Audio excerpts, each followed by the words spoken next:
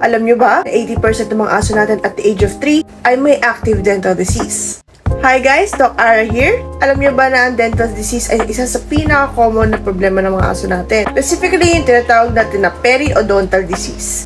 Ano nga ba yun? Ito ay infeksyon sa tissues na nagsusarang sa ngipin nila o yung tinatawag na periodontium. 2/3 of dogs suffer periodontal disease to some degree. Common ito lalo na sa mga small breeds natin or yung mga brachycephalic breeds or yung mga pango or maikli yung nguso.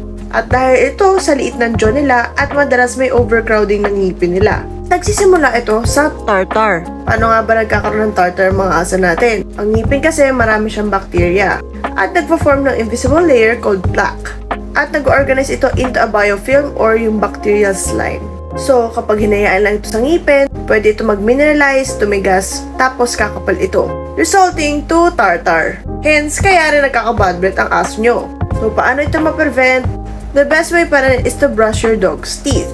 Kahit once a day man yan or every other day. And with a toothpaste specifically formulated for your dog.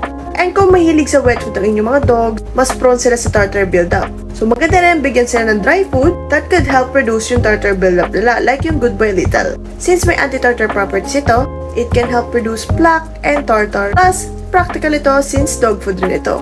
Another way, dog chew toys or even dental chews. Take note, may grading rin kung gaano kalala na ang tartar sa ngipin ng aso nyo. From grade 1 na mild to grade 4 na severe. Pero kapag umabot na sa severe or grade 4 ang inyong aso, oral prophylaxis is still key. And don't forget guys to consult your veterinarian.